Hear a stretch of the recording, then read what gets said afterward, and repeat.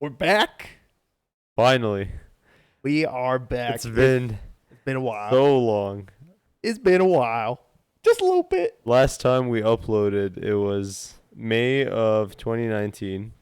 2019. Yeah, cause No, I we didn't. We didn't. because we upload. had a whole semester that we didn't do anything. We didn't record. We didn't upload. No. And then we came back in the spring of 2020, Yeah. and we recorded a few episodes, like 4 episodes, Yeah. before COVID hit. Yeah, we did record them. But we didn't upload any of them Yeah, because they're still on the. They're still on the max. On the max at Yeah. the studio, which has been closed. For 2. So if Pretty we get much. those, then we can upload them as like a archives kind of thing. Yeah, like 'Cause I don't want those to go weird. to waste, so. It's like a weird, like pre-war archive, kind of like in Fallout games where you have like stuff that happened before the bombs dropped. Yeah. That kind of thing. It's like a time capsule. Bro, the Fallout lore, like that game is so. It runs those deep. Those games are so good, bro. Like, but it's like a parallel universe to where we are, where Yeah. like there's like futuristic technology that we don't have, but they also don't have some technology that we have. Yeah, it's like the timeline Splits, in the yeah. 70s, Yeah. and then culture just didn't change for them.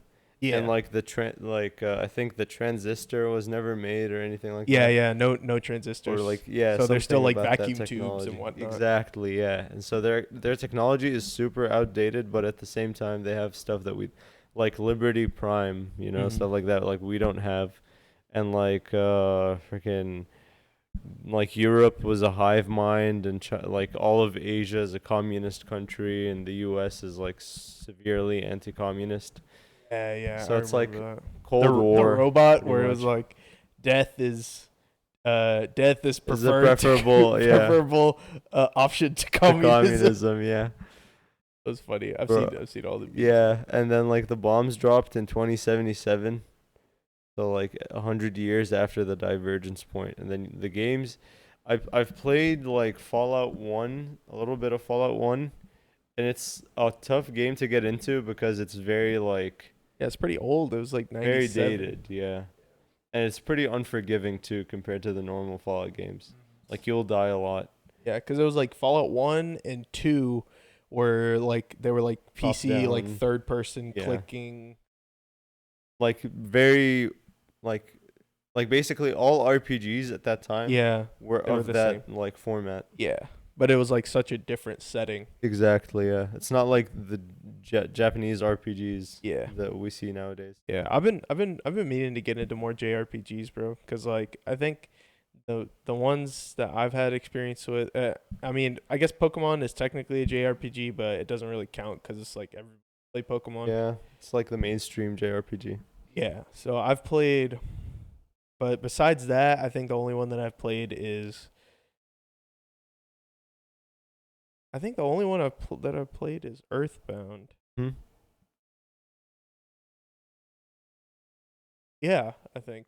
I don't know. I feel like I don't know. I feel like I've played something else. I mean, I like started Chrono Trigger, Yeah, but that's like a good one. I have it on the emulator on my laptop, Yeah. but I just never like got into it. But I might get into it like later. It's But I don't know, bro. Like for me, like the only video games that I want to play right now, because like Warzone is so AIDS now. Like I'm not really feeling multiplayer games anymore right now, bro. So like I just want to like take a step back and then just play like single player games with like Yeah. good stories and stuff.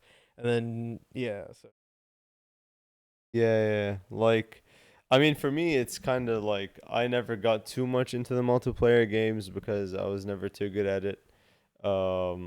So But, I I was mean, almost always into the single player games. yeah, but I mean like you never play the multiplayer games like alone because then they're like even more boring. But Yeah, when they the suck, only- bro. It feels yeah. like I'm wasting time because I'm Yeah. not accomplishing anything. Yeah, exactly. You're But only with a single player game, there's like a campaign that you strive toward. That's why I like it, especially when it's a good story. Like it's either if it's a good story or if it's like sometimes like with some games the story is there, they just don't give it to you. You know what I mean? Like you have to find it yourself. Like with the Dark Souls games, with like Hollow Knight, I played recently. Did you beat Hollow Knight? Yeah, I beat Hollow Knight, like all 4 endings, Oh and shit. then I was Wait, there's gonna multiple endings? yeah, there's multiple endings based on like how you play the game, Okay. and then like I tried doing a no death run, and like at the final boss, I I died, and like the save, like once you die in the no It's over. death mode, the save file gets deleted. Okay, okay. So like Yeah, bro. that's 10 I got hours in. wasted. Yeah, like during the break, I got into like a lot of like the lore of like a bunch of video games, Mm. and like one that was really popular that I didn't know was Hollow Knight. Yeah. So, and I like watched a bunch of videos on the lore and stuff, and I was like, damn, this is actually really cool. And Mhm. I was like, damn, man, like I kind of want to make a video game now, but I don't have the coding experience. I don't have the resources, the Yeah. team, the time, The the money, anything. anything, bro. Anything. But maybe I could have like, you could like have the like the premise, and then pitch it to someone who's a developer who's not creative enough to come up with the world. Cause the making the world is like a job on its own. Yeah, yeah, it's You like know, really hard. like Cause like the main things that you would do if you were a game developer, like let's say for some reason that you had to do it on your own, you would have to do the art, the coding, the music, and the promotion. yeah, the marketing, which is what makes like Undertale so fascinating, cause it's all one guy. Was it all one guy? All No, one. I thought it was like he made a lot of it alone, Undertale, and then like he like sourced it out, or like he had some help from a studio, like a studio. I know he did the music on his own, and I'm pretty sure he did He did a most of lot like of the art and stuff. yeah, the pixel art and like the combat. But it is like a simple game in terms of the gameplay. Mm-hmm. It's probably the only game I've ever played where you don't actually have to kill anything. It's like one of the only games where you can talk through the game. Yeah, because I know that like the game is like notorious for like no kill runs and Yeah. stuff like that. Yeah, yeah. Like that's I guess the true ending or the happy ending or whatever. It Mm-hmm. requires it to be a no kill run. Yeah. But if you have either the like basically the pacifist route, which is you don't kill anything. Yeah. Even though the game makes it seem like you have to kill, Uh. you can go through the game without killing anyone. Yeah. Or you could do like a neutral run, which is like you do kill some things but not everything.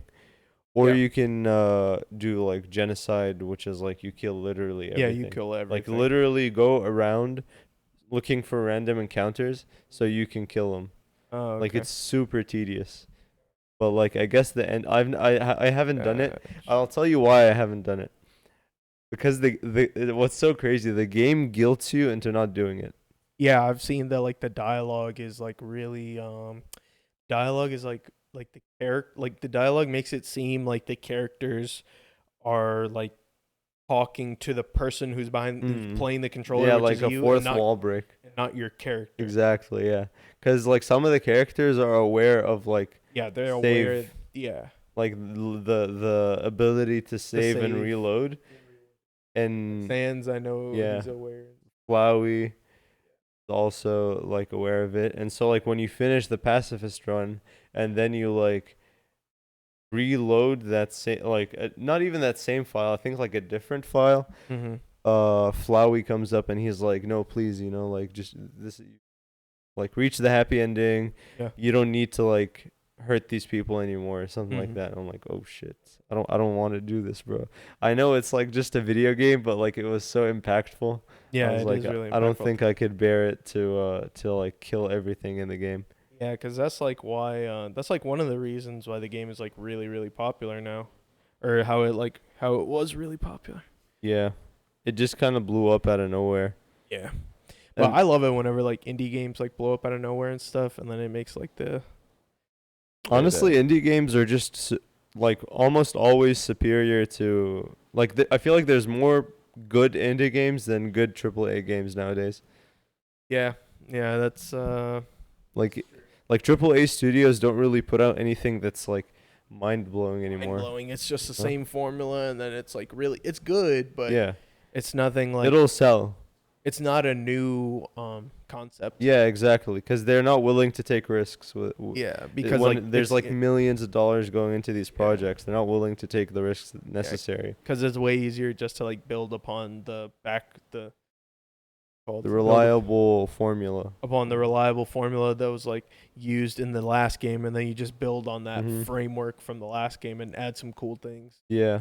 Make it new. Yeah, I mean, there's been some like really good AAA stuff. I mean, Nintendo always comes up with good AAA stuff. I mean, like more recently, Red Dead was like really good, even though it's a sequel, but like people still really liked Red Dead. The Spider-Man on PS4 was Spider-Man really on PS4 was such a good game. Yeah. Oh, good. Yeah, but for me personally, I feel like indie games have a lot more charm to them because they don't feel as mass-produced as like AAA games. That's like one of the advantages, or like that's like one of the pros about the entire genre, because it's like you're more connected to the creator of the games on like a more personal level than you would from a AAA title, which is just like doesn't feel like you have any sort of connection with the person who made the game. People who made the game, you know? Yeah, like with Hollow Knight, there's a hidden room in the game where it like has all the developers, like they have like monuments, one for each developer, and like each developer will have like a quote or whatever on that monument. Cool. Yeah, that's dope. So you don't see stuff like that in like AAA games. Yeah, because there's just so many people working on the game. The credits are like so fucking long, bro, on those games. Like Assassin's Creed and shit, bro, and you can't even skip it either. So it's just like, oh man, yeah, I hate when they do that where you can't skip the credits. But I mean, like all those people like put in the work and stuff, but like there's just so many people. There is. I mean, like, look at Smash Ultimate in like when you do the ridiculous whatever, like the adventure mode or whatever. You know how like stupid mode, the not subspace emissary mode. Yeah. You know how like you zoom through all these names. Yeah. Like there's so many of them. You know? Yeah. And that's like a game that's. I mean, obviously Smash is a pretty big game, but like, it's not massive like some of the other AAA titles, like Cyberpunk, for example. You know, like imagine how many people worked on that one. Yeah, and Smash has more rapists too, so that's true. The community. That's one of the many things that 2020 really had to do us dirty on. Dang it, bro! Like, I like, come on, bro! Like, I like to watch those guys because they're really good at the game. That's like the only like. No, you're a pedophile now because you like to watch them. No. Go to horny jail. No. Nah, there's some people that need to go to horny jail, bro, and that's not us. Not us. We're not down that bad. Nah, we're not down that bad. Just slightly. Yeah, just slightly, but like we can control it. Yeah, we've got our outlets. Yeah, we've got our outlets. Such as this. Bro, okay, I went to the new rec today. So nice. It's literally just like if they cut the bullshit. No. If they literally just like cut the weight room from the original rec, like, and just pasted it onto another and pasted it onto like a parking garage because it's connected to the parking garage. So it's literally just the weight room? Yeah, it's just like the weight room, and it's got like a bunch of squat racks, bunch of machines and stuff, and then they have like the cardio equipment and whatnot. And then that's literally perfect. It. So yeah, it's really nice. So I went there at like 2:30ish, so there wasn't that many people, but then as I started working out, there were more people coming. So when does it open?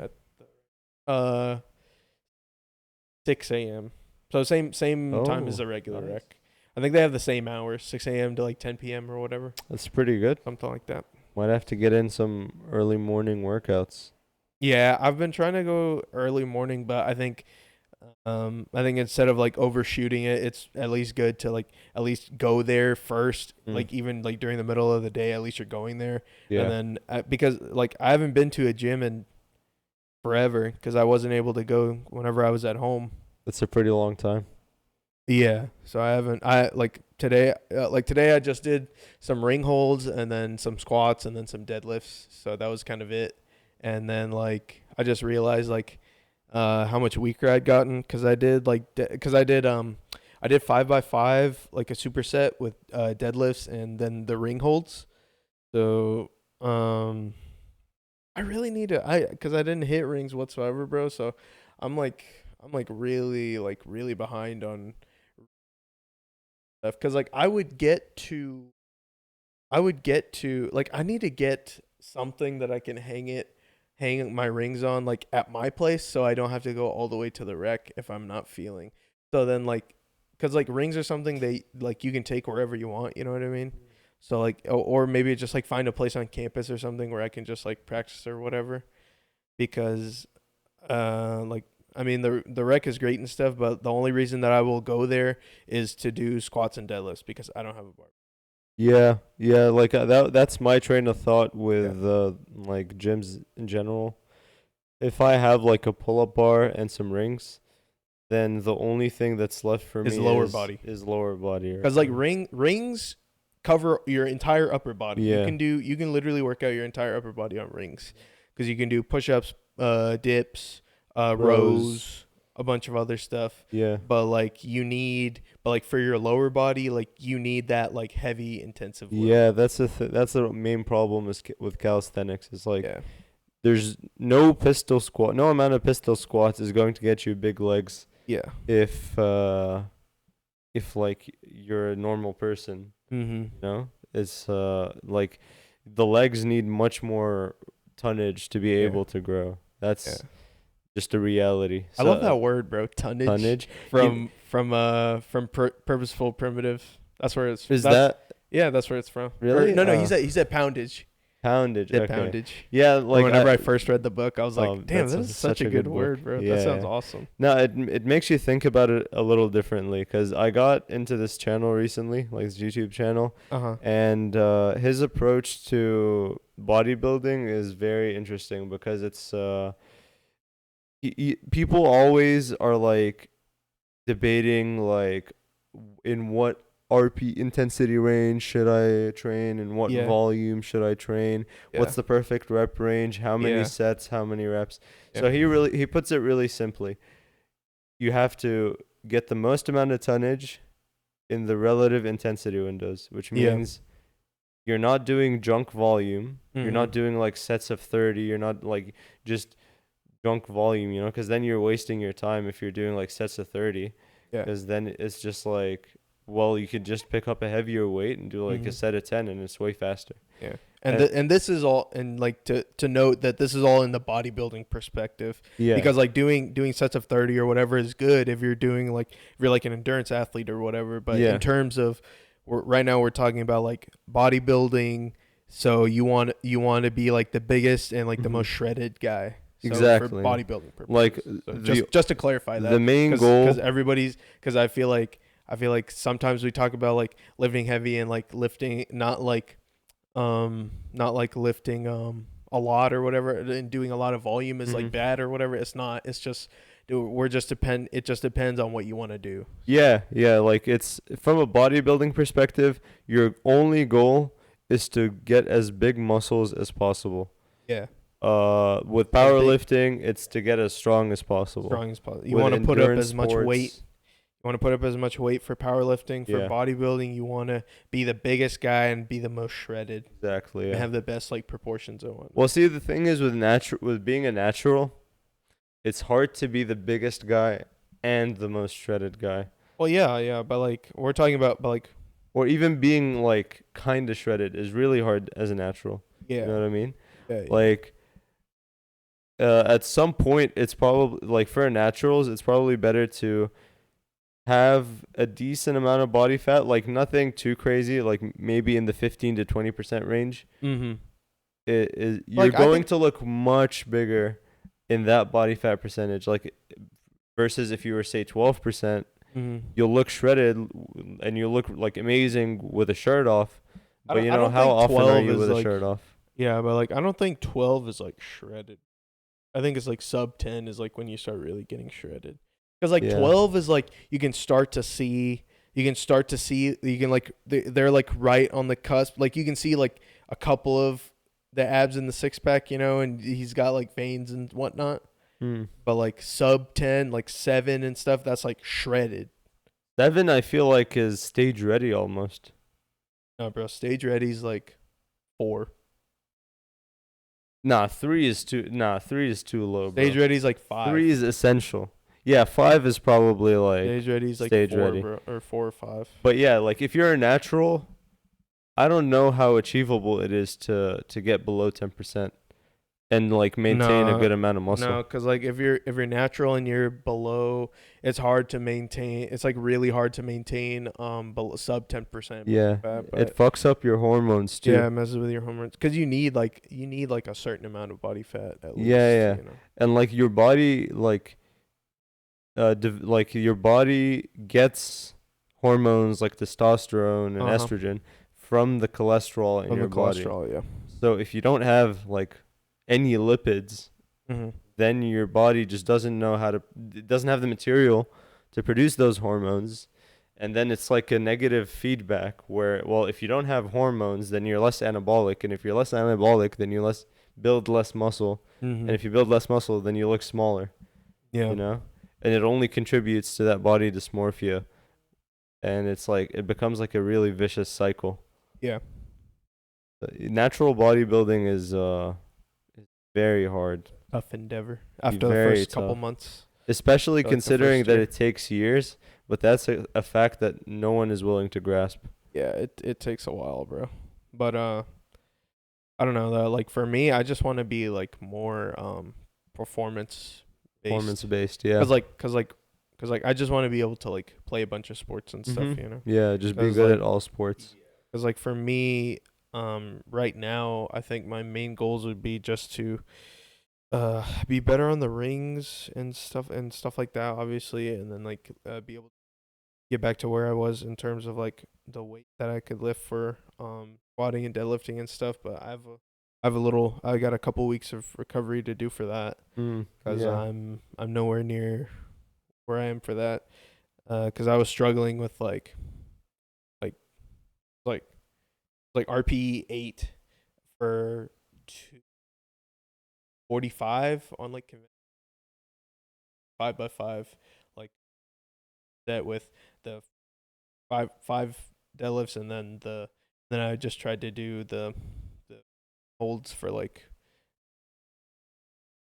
I'm having trouble turning out, bro. How do you get that turnout? Because I can only do it like a little bit, you know what I mean? Yeah, no, it's like when I first started. Because you have to like, I saw like, because I was reading up on it and stuff before, like in between classes and whatnot, and it's saying that your elbow pits or whatever have to be like facing outward. So you have to be like supinated. Yeah. But I mean, that's like you don't need to be fully turned out at the very beginning, like when you're first starting out. Yeah. Like for me, I was like, it takes a little I bit. can only supinate like maybe this much, Mm-hmm. right? Like my wrist wasn't fully turned out. I can only do like maybe this much. Yeah. And then eventually, as I got better at it, I was able to supinate fully. And then like one thing that I also noticed is my forearms were like resting really heavily on the rings. Yeah, You know what I was like, I have like these welts on both of my forearms from doing that today. Yeah, like So, my like- mom was telling me like, "Are you sure you're supposed to be doing this?" I'm like, "You don't understand. I have to do this." I must. She like Wait, she how did looks you at fix that, bro? Because like like, can you see that? Like Yeah, that I see plane, the bump, that bump sticking out of the plane of my forearm. No, I think over time my arm got used to it and it just like went away. Okay. It's not like calluses where they're still there. No, I think it's like just under the skin. your skin is tougher. I don't know. I think it's. I don't know. I feel like I think I need to make them wider or something. I don't know. The rings? Because like they felt kind of like really close. And a lot of the stuff that I read up on was like make sure that they're wide enough to where your forearms and your arms aren't like bracing against the straps or the rings.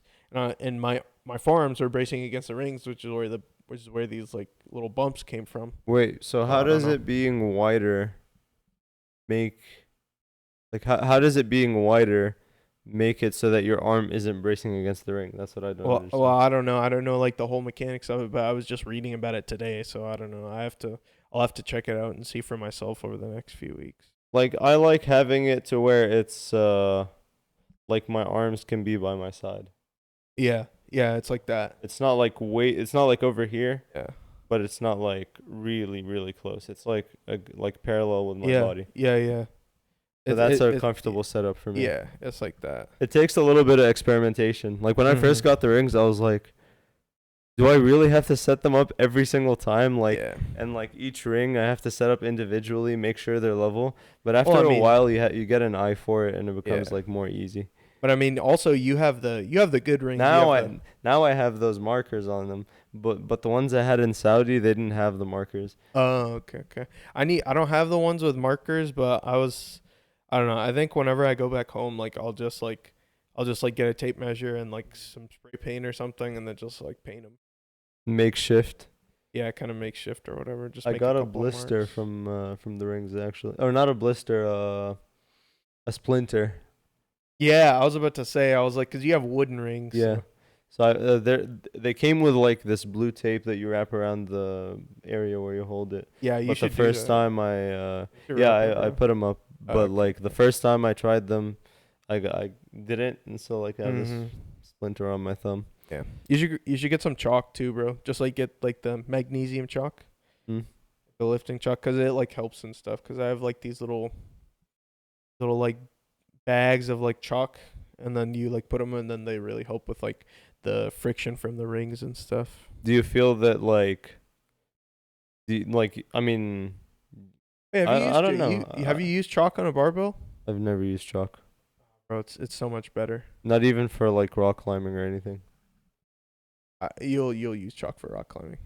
Yeah, yeah. For actually, they made it so that you can only use liquid chalk. Why? I don't know. Probably COVID related. Yeah, because like the chalk is like really. Yeah, so it might spread. But like if you use chalk on like rings and stuff, it's actually a pretty big difference. Really? Because Yeah. I don't have any trouble like gripping them. No, but I'm just saying like as you but like I think it's because yours are wood, because mine are like that hard plastic. Those are the ones I had. Like they're just plastic. Yeah, I Yeah. have those in Saudi as well. Yeah, mine are like that hard plastic. So Mm. like I feel like I need to use that chalk to get as much grip on my plastic rings as Mm. much as you do on your wooden rings without Yeah. the chalk. On my bougie wooden rings. Yeah. I had to get the $30 plastic rings to learn that they were inferior. Yeah, the wooden rings are definitely superior, but I'm just gonna stick with mine, honestly. Yeah, no, Shit is they're indestructible, bro. they're Those good, things are- bro. you can kill somebody with those rings. the wooden rings. E- They're uh, dense, bro. The wooden rings and the plastic rings, bro. Yeah, Shit's dense. You can hang somebody from a tree with those Oh hell yeah, easily. sure. Yeah, but I think I need to find somewhere like this, bro. Like a nice tree, like a nice like tree or something where I can just like, cause you know how like people do their hammocks. the hammocks, yeah. Yeah. So I need to do like something like that. So I need. Yeah, you'd be the only one doing that, and you'd look like a boss.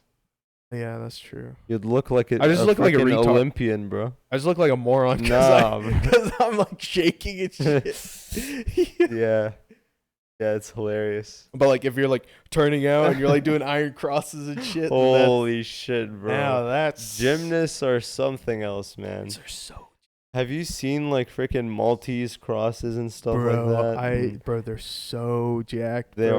are. It's the They stabilizers. have no man. legs, but it's those stabilizers. bro. Gymnasts and Olympic weightlifters. Olympic weightlifters, yeah. So jacked. Of course, I mean, whether or not they're natural, that's a question for right, another right. day. Nah, But bro. still, like gymnasts are like they have the bodybuilder biceps Oh yeah, bro. They got- without the bodybuilding training, yeah, just yeah. because of how intense using rings is. Yeah. Just the turnout, just Oh, the yeah. turnout, you feel it in your bicep. Yeah. Let alone actually doing the movement. Yeah. Yeah, Yeah, it's, bro. I it's think insane.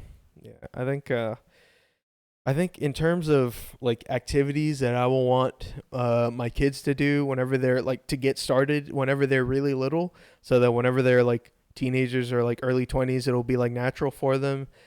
I think probably the three that I would put at the top of the list would be gymnastics and jujitsu, and I don't know. Uh, Got the other one. Maybe swimming, something like that. I was thinking cross country, Cross country. I don't know, bro. Cause like I but I'm mean, more of a you can runner and you're run. more of a swimmer, so I need to get back in the water too, bro. you're like a fish out of water, bro. I know, cause I'm still like athletic and stuff. No, Like I'm saying like you've been like your natural place is the water, you know. it does feel really good whenever I'm in the water. For me, I sink. Well, I But don't I'm not sink, even. but like I've never been good at swimming. Nah, I feel no. Whenever I'm in the water, it feels like You're back in the womb. yeah, it feels like because you're just like surrounded by everything, and then you can just go down and then just like wow, I'm like part of this. I'm part of this giant, big ass volume of water, and here I am just like gliding through it. You know, it just feels really weird. It feels really weird, but it feels really cool at the same time. It's like you're on a different planet almost. Yeah, Like yeah. gravity doesn't apply. Bro, You know. I love how gravity doesn't apply. Like any high school swim team, whenever people are like messing around or whatever, they're always just like messing around at the bottom because there's no gravity, bro. So you can Pretty just go much, down yeah. there and then you can like fly basically, You can more do or less. flips. You can Do do like flips. You can handsprings. yeah, without Why do freaking tumbling when you can just learn how to swim and then go to the yeah bottom? yeah exactly Idiot. yeah. Like in high school, whenever all the guys would mess around and stuff, like most of our messing around would be at the bottom of the pool. It was a lot of You'd fun. wrestle at the bottom of the pool. Well, we would Choke each wrestle other out. in the middle of the wall. Okay. So what we would do is during off season on Fridays, right? It would be game day. So we would do like water polo or we would do like sharks and minnows and stuff. And sharks and minnows, it would be on, right? What is So that? sharks and minnows is like everybody lines up on one side of the pool and they're minnows and you have one shark. So whenever coach says go, like everyone has to make it to the other end of the pool, and then like the shark has to like prevent somebody from from making it to that side of the pool. So the last person to make it to the side of the pool that the shark holds on to, then they're a shark. So then the next round, then the minnows come to the other side again, and then now you have two sharks, so then the two sharks go after. Oh, okay. And then you keep going until you're like the last person. That sounds exhausting. It's exhausting, but it's really fun. Mm. It was really really fun. So But, what? Once it sounds like Flood from Halo. yeah, kind of because you start out with one shark, and then as the rounds go farther, like as the rounds go, then you have more sharks, and then minnows start going down and stuff, and then you have to like really go fast to like get away. You know, like most of the action is like underwater. So, Really? yeah. How come? Oh, cause you can't be seen underwater. No, but like all the action is underwater. It has to be like underwater more or less. So You you're have to not go. swimming to the other side. You're walking to the other side. No, bro, it's like a let me think, like 8 feet deep or like 10 feet Uh-huh. deep or whatever. So you just like stay under the water, to make it to the other side. Oh, so like you, so You're like swimming underwater. you like can't just- be, so that he can't see you. Yeah. Okay. Yeah, this swimming stuff doesn't come naturally to me. Took me a while to learn. I think I was 17 when I learned how to swim. Remember our freshman year? I was trying to. Yeah, and I was kind of getting somewhere, but I didn't like officially learn how to swim until I got into the 8 foot pool. And then that's when it clicked. That Gotcha. survival instinct kicked in, and it was like, bruh, I'm Bruh. about to die. I gotta get out of here. And it worked. And then after that, we were diving off the platforms.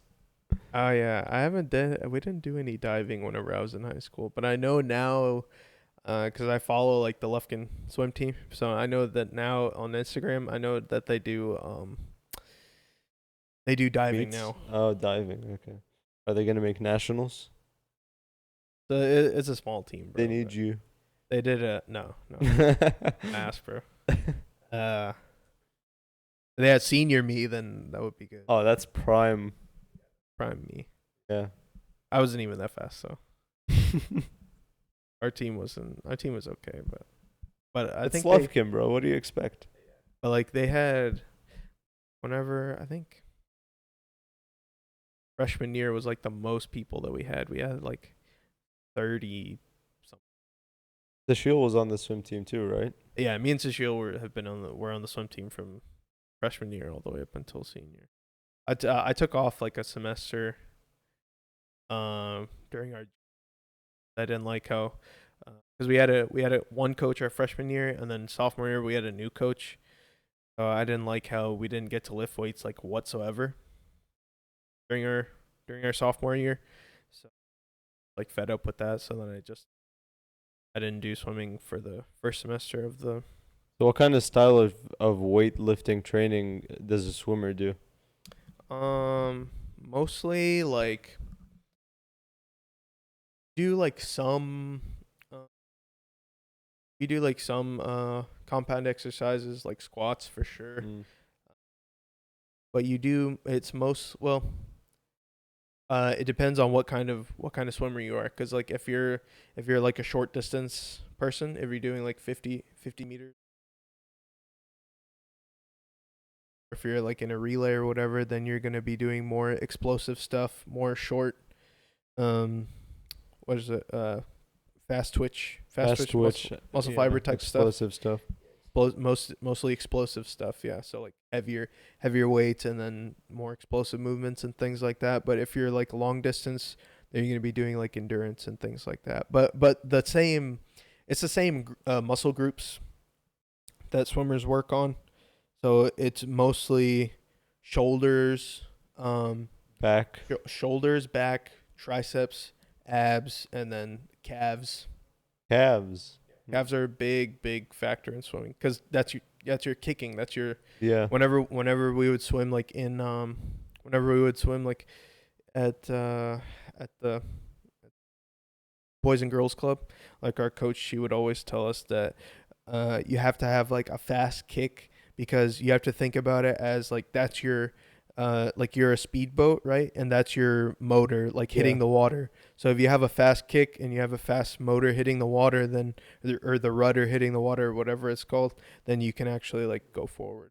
I wouldn't have. I would imagine like you'd want to have strong glutes because isn't that where, like, the movement is starting? I guess. Because you're not like kicking like this. No, it's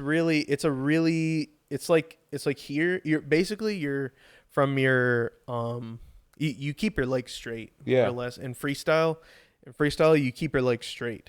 So you keep your legs straight, and pretty much the only movement is like with your feet, and like from the knee below was like where all the speed comes from, where the real movement comes from. Really? Yeah. So you're straight. If you move your entire leg, it's too much. Like you're not gonna be able to get that. You're not gonna be able to get that real speed going, because if you're moving your legs like you're walking, Yeah. you're moving your legs like you're walking, like all the way back here. Yeah. You're not gonna go anywhere. You're just gonna flail in the water. It has to be like small, precise movements like this. Right. Once you have like those small, really fast movements, then you start to get that kind of rudder action from like a speedboat that you see. And a good sign is like whenever you see, like you go to any swim meet or whatever, whenever you see a race, just look at where the swimmer's feet are, and you'll see white water coming to the surface. So that means that they're making enough, that they're moving their legs fast enough at like enough of a speed to be able to like make that water start to foam up. Gotcha. Okay, that's interesting. Because I always thought of it as like you're just moving the whole leg as one unit, kind of. More like an oar. No, it's not like an oar. Because you have to be quick. It's like this. You have to just keep going with your with your legs. Yeah. So as you keep going, and then you get that, it's like really small, precise movements. Yeah. And they're really fast, because if you go like here, it's like really monotonous, you know. But they do that with there's like a rhythm to it. Yeah. But it's not so much for freestyle, which is what I swam mostly, but there's a rhythm to it for all the other three strokes. For backstroke, there's a rhythm to it. Not so much with the kicking for backstroke. For backstroke, the rhythm is with your hips and with your back and with your head and stuff. But for the other two, for butterfly and breaststroke, there's big you can make, like, it's kind of like a simple fix, honestly, if your form is correct, but you don't have good timing and you don't have good like a good rhythm with how how like the movement moves up from your lower body to your upper body. If you fix that, then you shave off like 10 seconds or 5 seconds or Whoa. something. That's a big deal. Yeah, kind of. I mean, I feel like with running, It's the same thing it's with pretty running similar too. too. Like, Yeah, there's a lot of similarities with like terms that are used and stuff with running and with track, I've noticed. with running and with I mean, not running and track, swimming and track. swimming and My track. bad. Yeah, because for me, I've noticed that before college, I used to run flat-footed, Mm-hmm. right? And my dad was like, "Why are you running like that? Why are you like stomping?" And I was Yeah. like, I can't run any other way. Yeah. It would hurt too much, you know, when I would try to like land on the balls of my Yeah. feet and keep my heels off the ground. Yeah. But now, now that I'm in college, I tried it, and I stuck with it for a little bit, even though it kind of made my calves hurt. Yeah. But like, since it made my calves hurt, not hurt in a bad way, but like more of like I knew the muscle was being activated. Mm. I was like, okay, maybe I'm onto something here, you know? Yeah. And so like I noticed I'm getting like a lot more return like energy Yeah. whenever I run with landing on the balls of my feet instead of landing with my whole feet. Yeah. Because it's almost like you're trying to stop yourself whenever you're running if you run like whole foot, Mm-hmm. you know? But if you're running it's kind of like in part 7 with Sandman, Yeah. like they kind of explain the Yeah, anatomy of it, Yeah, like yeah, yeah. when he runs with the balls of his feet, there's like it's almost like a spring like motion. Yeah. So he's getting a lot of the energy that he used, Mm-hmm. you know. It's not like it's The not being muscle, dissipated. Yeah. So the muscles in like your feet and your calves and stuff act as that spring. Yeah, and David Goggins was mentioned once, like his mile time decreased by a whole minute just by stretching, Mm-hmm. like so that he opened up his range of motion. He was able Yeah. to So like you have a longer stride. yeah. I mean, you don't Don't have to take necessarily less have to steps. have a longer stride to run faster. I think it's more about I mean, you have better range of motion, then that's the what would I don't think I don't think it's a longer stride because from maybe I don't know, maybe some runners are different, but in my experience, running with a longer stride just made me slower. You know, like Really? I would have to end up exerting more effort. It's like you were saying with swimming, right? Like if you're doing this, Yeah. you're not going anywhere. But if you Okay, have okay, these okay. small, precise movements, Okay. then you're gonna get fast. Yeah. So with running, it's the same thing. If you have these short but powerful strides, you're gonna be much faster than if you were to have these long, less powerful strides. Oh, okay. I got you. But something about him opening up his range of motion, I don't know exactly how it impacted his running, but he states that given the same amount of effort, he cut his mile time by like a whole minute, which is pretty impressive. Oh yeah, that's a lot. Like imagine like it went from 8:25 to 7:25, which is crazy. Really ridiculous. Yeah, like 8:25 is not like it's not like a pace that I'd like kill myself over, but it's a pretty hard pace to maintain if you're running, say like a marathon, you know. So it's pretty impressive. And like endurance runners, you would think like, oh, you know, they're endurance runners, so they can't be that fast. No, they're fast, bro. They're fast. They're fast. They're fucking fast, and then Yeah. they keep it up. Yeah, for exactly. Insane amounts of time. Like they're not sprinting, but to the normal person they are. They are, like yeah. literally the normal they're obviously compared to a sprinter like DK Metcalf or whatever. Like obviously an endurance runner is nothing. Mhm. But compared to the average person, an endurance runner is going to keep up a 6-minute mile Mhm. for like 20 miles. I'm surprised you know who DK Metcalf is. I've heard about him. He's like the best sprinter in the NFL, right? He's like one of the fastest guys in there. Yeah. Yeah. But his thing is like he's like the biggest wide receiver. Mm. He's like 6. He's like built. He's like a fucking linebacker, but he plays wide receiver. He's like 6'4", like 230. He's like jacked, like shredded. Crap. But like the fastest guy in the NFL is for sure Tyreek Hill. Mm. He's like a shorter guy. He's like 5'10", bro. Every time he's on the field, he looks like a midget. Damn, yeah. But bro, he fucking burns people. Yeah. Like last night against the Bucks, bro. Like I mean, not against the Bucks, against the Bills. Was it the cheetah guy? Yeah, cheetah. Yeah, I saw him, bro. He was fast. Oh, fucking fast, bro. He burns everybody. He has those yellow shoes, right? Yeah. He burns everybody who covers him. Yeah. Everybody, bro. Like the Mashoud of the NFL. Yeah, basically. Okay, bro. We don't have much time. Let's get into The card. The fights. The fights. Okay. The fights. Okay. First Okay. fight. Okay, hold on. So to clarify, fight was UFC 257 was on Saturday night, and it is Monday night right now. Yeah. Okay. So We've had a weekend to digest. yeah, we had a weekend to digest. Come off the high. Yeah, to come off the high. And it was a big high. Very big. And so we just watched the main card. I didn't watch any of the prelims, but I saw that there were some good victories from there. And some robberies. And some robberies, yeah. But we did not watch that, so let's just talk about what we saw. Yes, we'll talk about what we know. We saw the whole fight. We'll go up. So we'll call the whole card. Let's go up from the bottom. From the bottom, yeah. So we had Amanda Hebus and Marina Rodriguez. Yeah. Yeah. So that ended. Was it a first round? So it was interesting. Yeah, it was first round. Yeah, I was making cookies. It was just me, you, and Rayan. And so Rodriguez knocked her down. Oh yeah, bro. And then Herb Dean came. No.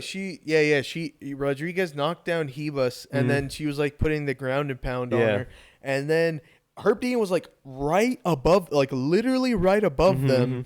So I don't know why he got so close, Me bro. neither, bro. He was like an inch away from like pushing Rodriguez off of Hebus to like stop the fight. Yeah, And I can't fault her for it. Yeah, but like, and then she walked off because she thought that the fight was over. Yeah, he stopped the fight. Was over. That they stopped the fight, but Herb Dean was just like, he was like an inch away from her, bro. Like he was about to stop it, but I mean, he didn't. might as well have stopped it. Yeah, I don't know why he got so close. And then he was like, no, I didn't stop it. So then they had to keep fighting, and then she knocked her down again. Yep. It was basically 2 knockouts and one. Actually, no. So more like 2 KOs. So bro. after she got up, she didn't knock her down, but Hebus was taking shots to the face, and she couldn't defend herself. Yeah. So Herb had to stop the fight after that. She got rocked. So yeah, it was round 1 TKO. Yeah, TKO. Yeah. There goes the Hebus hype train. Yeah, it was. She was a pretty heavy favorite going into that fight too. So it's. He was, huh? Yeah, I think whoever bet money on the underdogs in that card made a shit ton of money because all the underdogs won on that card. That's true. Actually. Except like for maybe Muradov, who we're gonna talk about now. Yeah. So yeah, the second fight is Mahmoud Muradov v Andrew Sanchez.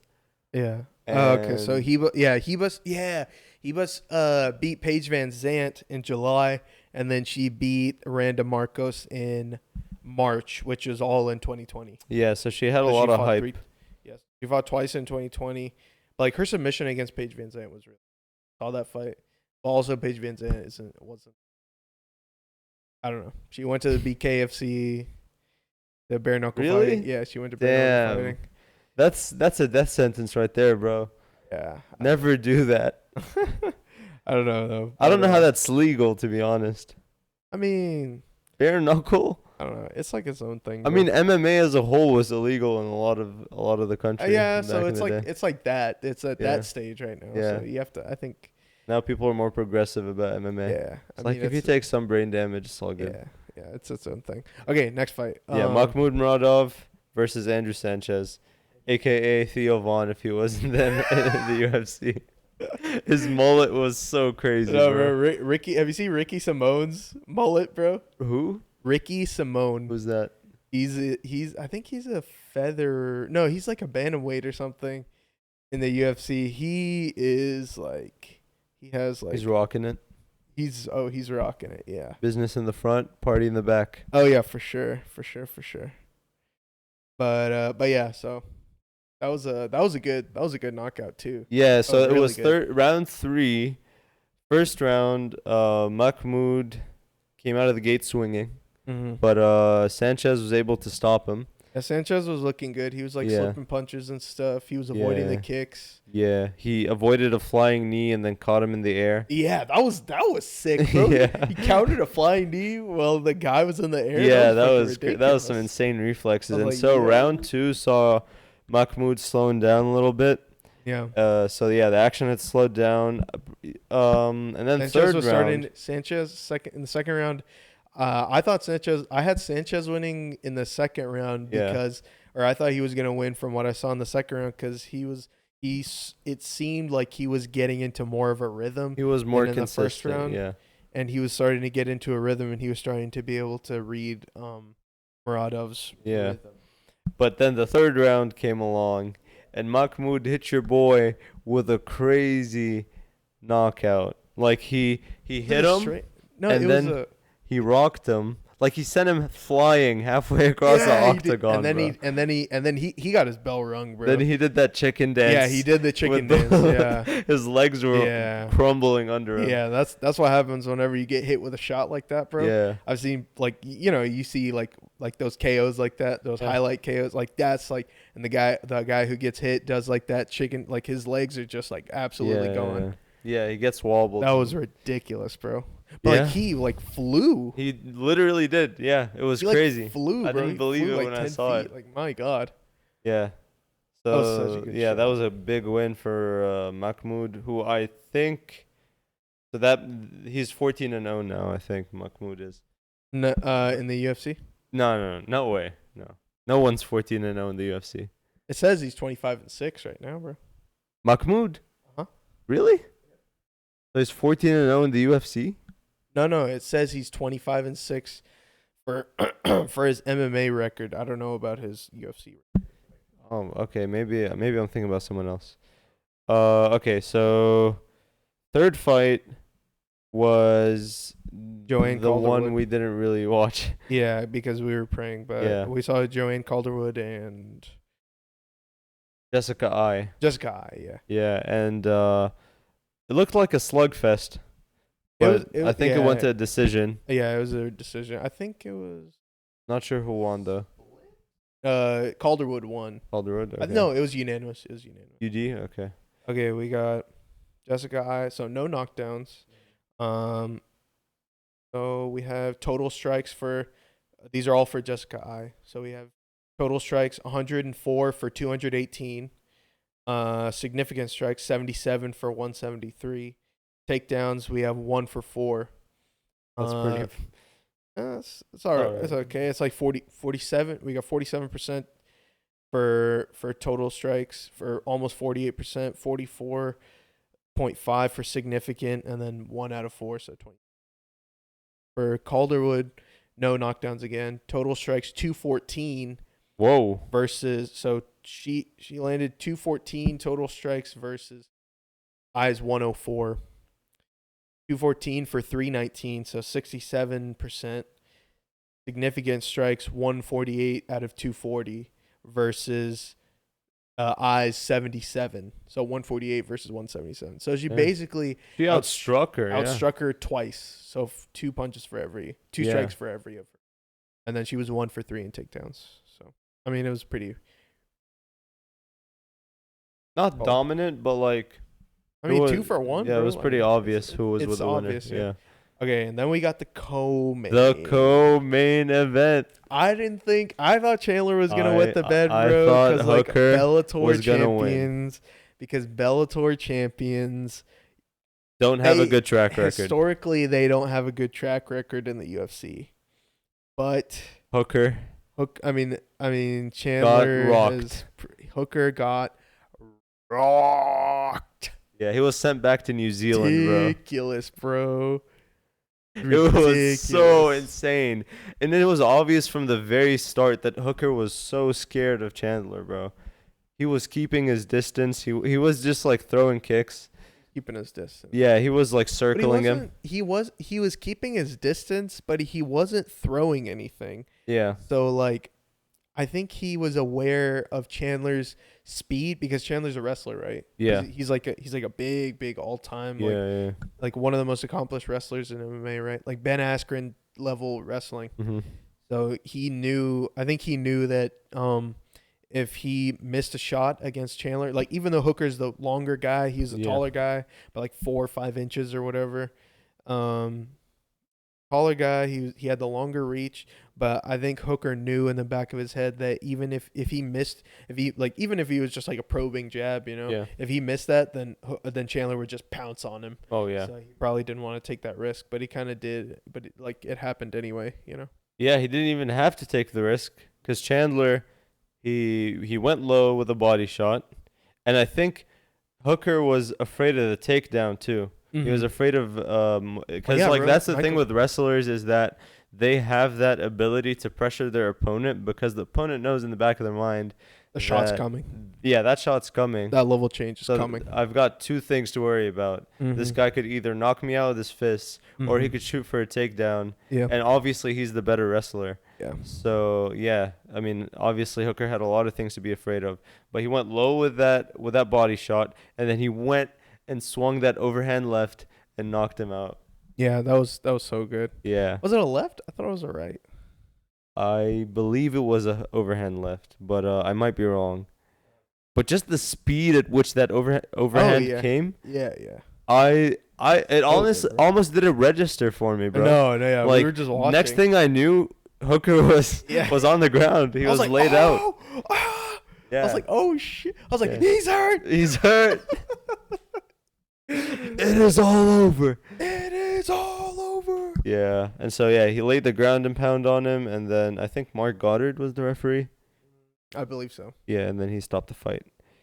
It was crazy. Great debut for Michael Chandler. Bro. He's definitely proven himself. Bro, the UFC's lightweight division is the most stacked division in all of MMA. And I think now... Has to be. Now, right now, it's the most stacked it's ever been. Yeah, I was just about to say that too. I was thinking about that last night. I was like, because I was thinking about what we would talk about whenever we were talking about this card, and I was about to tell you, I was about to be like, bro, this is like the most stacked the lightweight division has ever been. Yeah, and it's always stacked. It really is, yeah. Because like you got, I mean, obviously, well, Khabib's done. Khabib, he's not coming back. Not coming back. So now we have Dustin at the top. He's the uncrowned champ. He is the uncrowned champ. Uncrowned champ. If it wasn't for Khabib not vacating, then he would that would have been for the title. Been the title, yeah. If Khabib vacated before the fight happened, then that fight would have been. But I don't think it's Khabib's fault. I think Dana just didn't want him to vacate. No, Dana didn't want him to vacate because the only reason Khabib held on to the belt or whatever was because Dana just wanted him to come back really bad, but it didn't. Didn't happen. I'm glad that it didn't happen, honestly, because everybody wants Khabib to come back. But like honestly, for me, like after the Gaethje fight, when he said he was like, I have to go by this. He's like, I'm retiring. And he was like, I promise I have to go by this. I have to follow my word and stuff. And I was like, after he said that, bro, I was like, if he comes back, I will have no respect. No respect for him. Or I will have lost a lot of respect for him. But whenever he said he's not coming back anymore, and he said what did he say? Because it's about his mom. He was saying like he said don't push me. He said don't make me to disobey my mother. Yeah, he said don't push me to do things that disappoint my mother. He's all I have left. Yeah. So and then after he said that, I was like, mad respect, bro. Yeah. mad fucking respect. Big ups bro. for my guy. I know, bro. Like that's like that's when you know you're the man, bro. Like Yeah. Khabib is the fucking dude. Is He's the man, bro. I hate when people say, "Oh, like he can't be the GOAT because his resume is not as good as other GOATs." Well, I mean, like, how do you know that Smashed everybody he at lightweight, dominated man. everybody in the most stacked division, Yeah. right? Like, okay, whenever you dominate the most stacked division in all of mixed martial arts today and probably in history, arguably in history, like that's a pretty good argument. Yeah, for the GOAT conversation. He beat a bunch of killers and animals, bro. He beat Yeah. Ally Quinta, he beat Connor, he beat Dustin, he beat Gagey. I mean, just like just the list goes on. He beat Yeah. Michael Johnson. Was it Michael Johnson? Michael Johnson, Yeah. Gleason Tebow. Yeah. I He forgot was about to fight Max Holloway. Yeah, he was gonna fight Max Holloway. That would have been a crazy fight to watch. That fight would have been. That would have been such a good fight to That would've watch, been but I so don't know good. why they didn't let that happen. I think it was. I think it was because They were saying that it there fell through or something. Max had problems with his weight cut, but Yeah. Max says he never had any problems with his weight cut. And 'Cause I it was a don't see why lightweight fight. it was a lightweight. Why would he have problems It was with a his weight title cut? fight. If he fights for the featherweight title, if he fights featherweight, why should he have problems with the weight cut if he's fighting at lightweight? Shit. Okay. Let's wrap it up. Okay. Final main event Main of event. the evening. Dustin Poirier versus Conor McGregor. I said it. He called it. I called it. He called it. Entire week. Connor has been ever since their last fight. Connor did a bunch of cool stuff. Okay, Connor well in their first fight in 2014. He beat Dustin, but it was kind of like he hit him in the back of the head. But it's whatever. It was a knockout. And right? it was featherweight, so And Dustin that was was whenever they compromised. were at featherweight, right? Yeah. So and then as the years go on, Connor does all his whole thing, the champ stuff. He beats Jose Aldo. First beats champ in history. Beats Eddie Alvarez, does all this other stuff. Go fights Floyd Mayweather, gets a bunch of money, comes back, fights Khabib fight was first. Then he fought Mayweather. I think so. Yeah, I think so. Because so the Khabib fight was in 2018. The Mayweather fight Was in 20. I don't remember, to be honest. Okay, so he does all that, right? And then you also throw in the two fights with Nate, and then he just fought Cowboy just in recently, January of 2020. So then now we have this fight with Dustin Poirier. Dustin Poirier, so much more. He got so much more experience because in all of those other fights that I just talked about with Connor, he had first round knockouts against Jose Aldo. He slept him. 13 seconds. He had. He had some wars Nate with Diaz, with Nate, so that was good experience for him. But he slept Eddie Alvarez, and then he lost to Khabib, obviously. Yeah. And then he fought with Mayweather, and then he slept Cowboy in like 13 seconds. So he didn't really improved his game, but not as much as he could have. Versus Dustin, who made so much more improvements in his fighting game, bro. Dustin just went on an absolute tear after that loss, and then he lost 10-2. He went. Yeah, he went 10-2 afterwards, and I forgot who he lost to besides Khabib. He lost to some Michael Johnson. Yeah, Michael Johnson. But afterwards, bro, like so many guys. He beat Eddie Alvarez, Anthony Pettis. He beat Holloway. He beat Holloway twice. He beat Holloway twice. He beat Holloway. Did they fight? The first fight was at featherweight, right? The first fight, yeah, I think it was. Yeah. So he beat Holloway twice. Eddie Alvarez, former UFC champ. He beats Anthony Pettis, former UFC champ, yeah. Lightweight champ. And he beats Justin Gaethje, who's an absolute animal. Mm-hmm. Justin Gaethje had just lost to Khabib during their last fight. Had a war with Dan Hooker. Yeah, then Dustin Poirier. Justin Gaethje. So it was the Gaethje fight, and then he fought, and then Dustin Poirier fights Max Holloway for the interim lightweight title. Yeah, because I think Khabib was like couldn't travel or something during COVID, right? wasn't during COVID. There was a crowd. I remember watching. Oh, It okay. was like Khabib couldn't travel or something, so Oh, that's why interesting. there's an interim. Interim title. Okay. Yeah.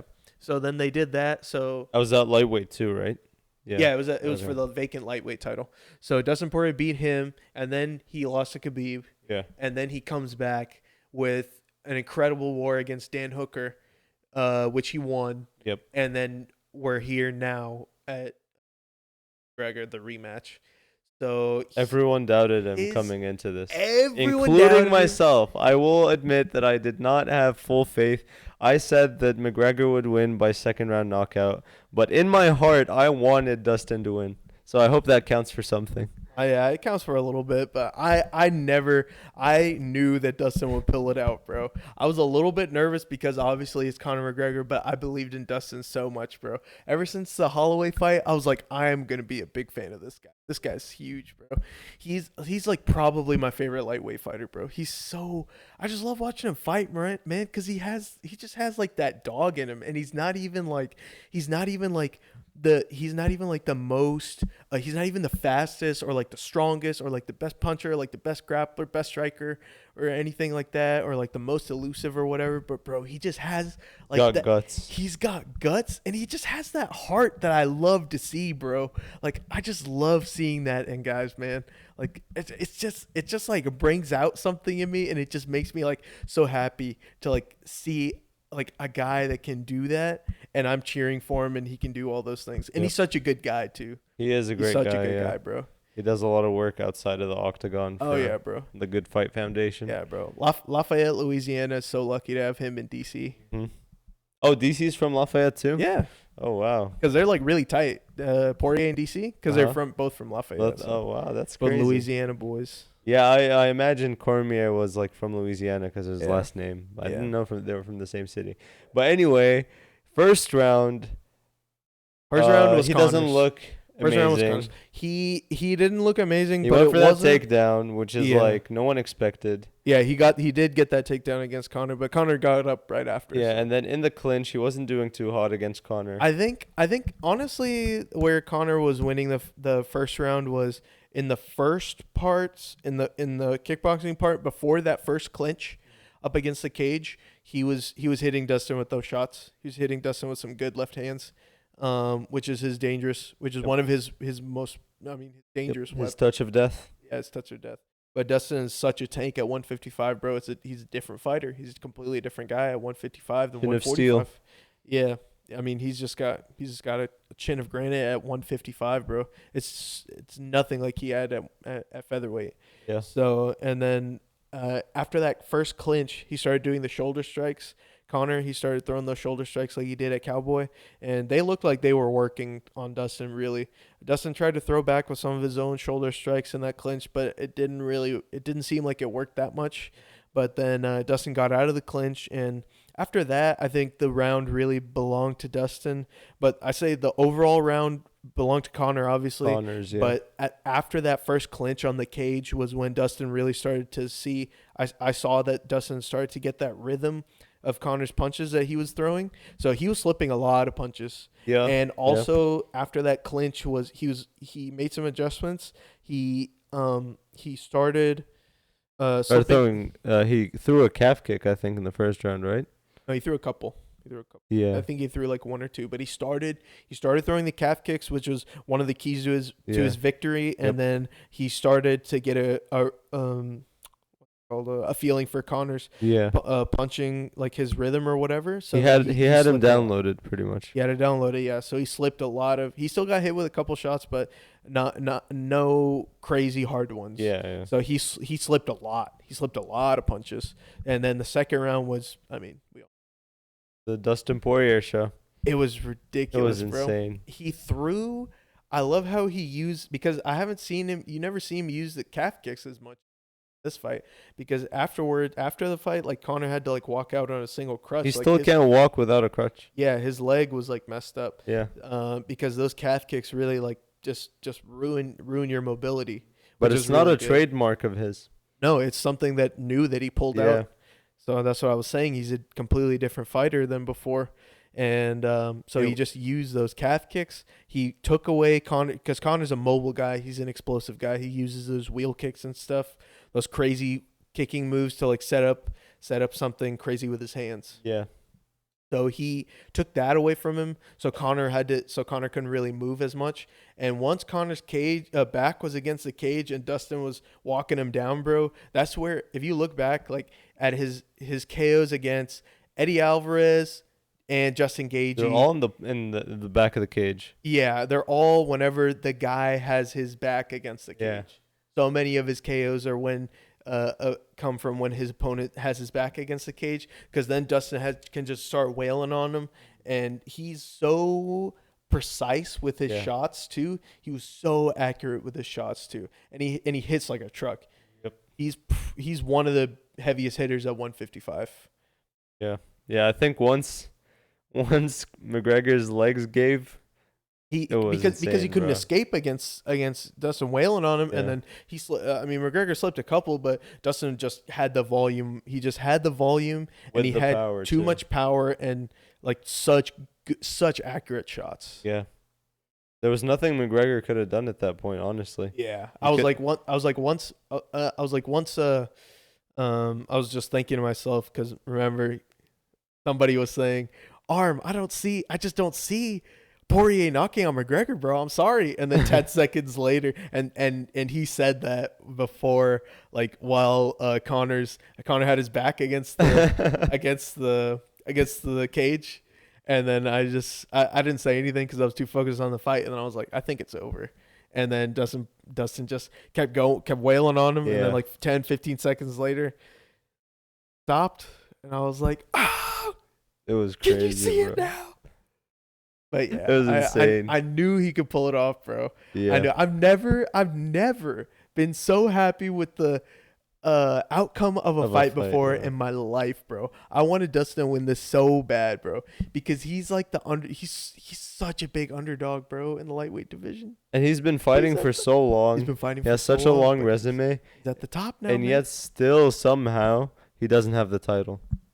All right, bro. I think this is good for the first episode. First episode back. The comeback episode. The comeback episode, yeah. Because I have to go, and I think you have to go in like a little bit also. Yeah. So we're gonna be cranking these out. Hopefully, we'll be cranking these out at least like once a week or something like that. Do that, and yeah, we're gonna because now that you're into MMA too, we can actually like get into some good conversations. Yes, sir. About what's going on? And there's going to be a ton of good fights coming up with these next few months. Bro. March is going to be honestly, bro, I think March March is going to be lit. March is going to be fucking lit. Just come through and then never leave. Facts. There's so many fights, bro. Oh yeah, for sure. I think, what do you think? Salt there? Yep.